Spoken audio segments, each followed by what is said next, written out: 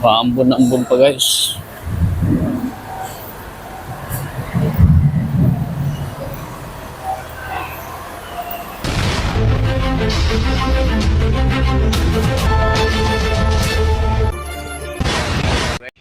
Yes, good evening, no?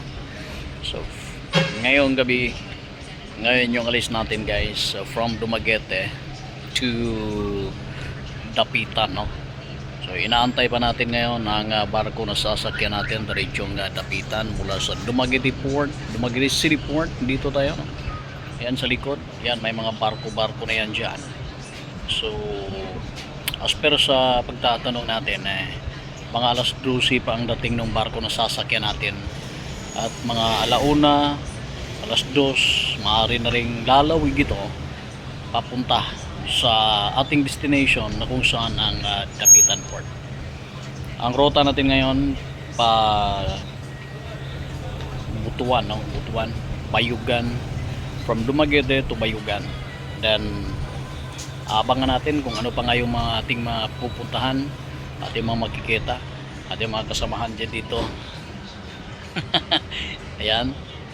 So, sa mga di pa nakapag-subscribe, please subscribe guys sa ating channel, ang Jim Gala TV.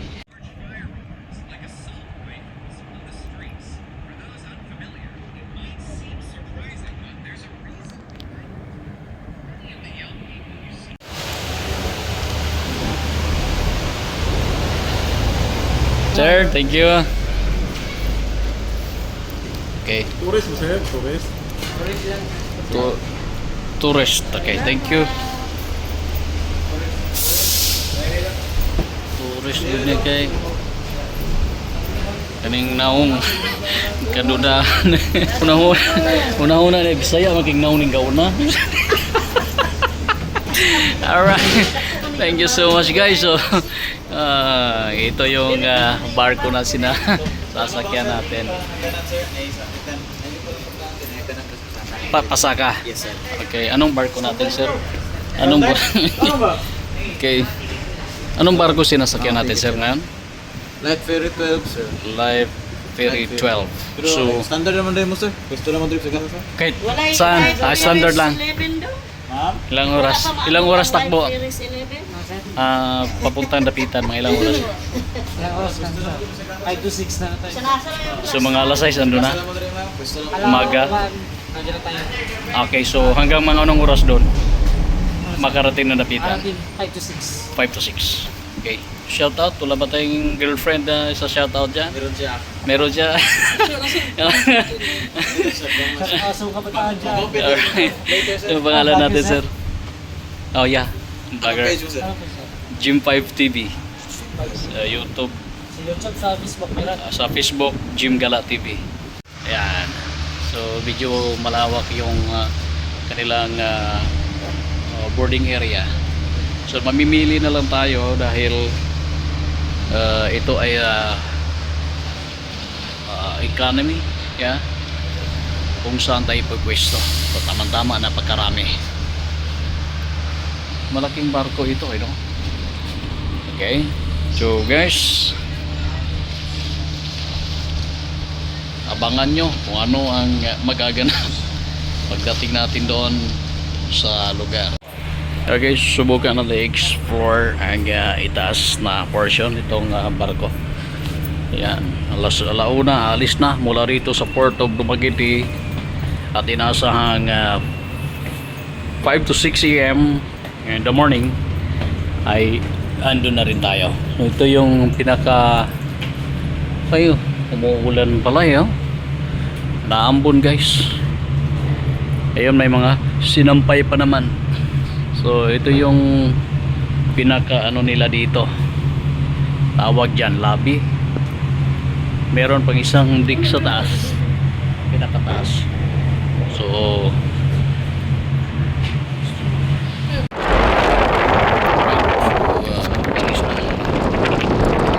sinasakyan natin yung barko papuntang Dapitan. Time check 1:12.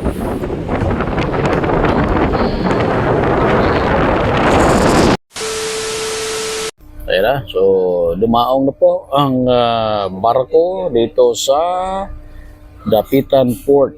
Ayan, dumaambon pa naman. Ilang oras lang. Launa, 1, 2, 3, 4, at 4:30, andito na. Ayan. Alas 5 na. Ayan. So, umaambon pa naman guys. So, dandahan lang tayo sa ating pagbaba. Ayan.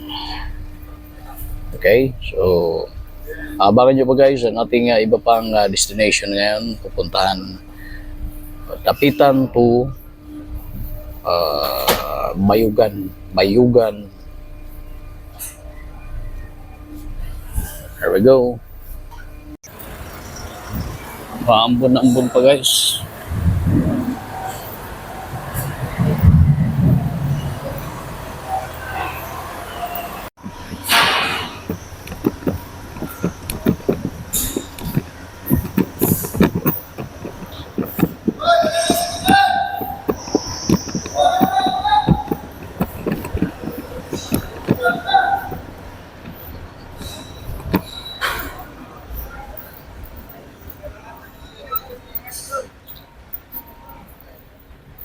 Panaginip ko eh.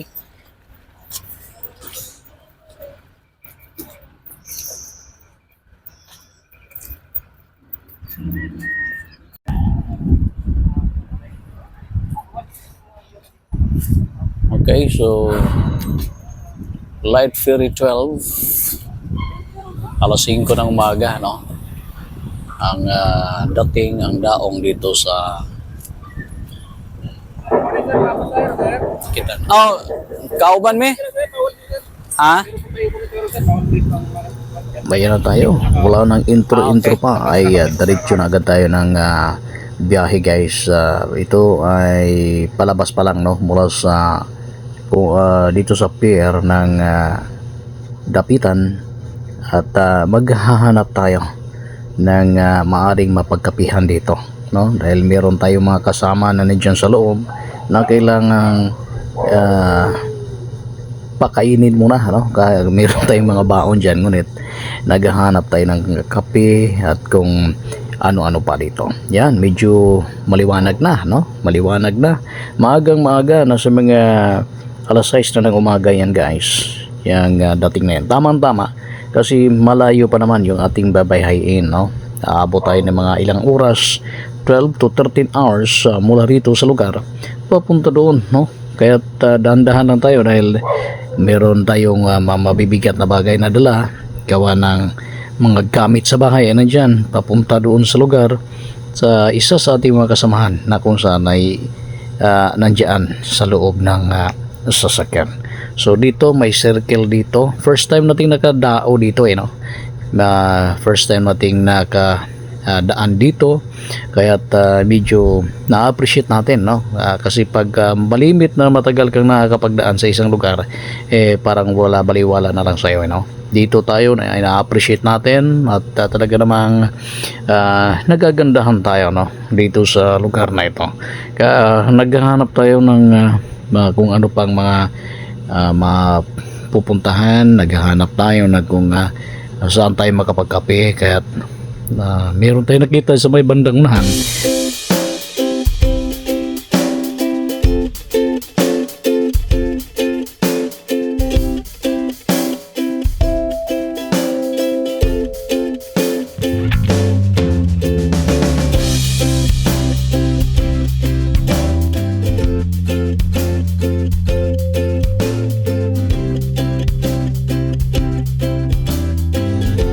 Alright, so sa ating pagpapatuloy ay abangan ninyo ang ang ating mga karagdagang mga may pwede-discover dito sa lugar.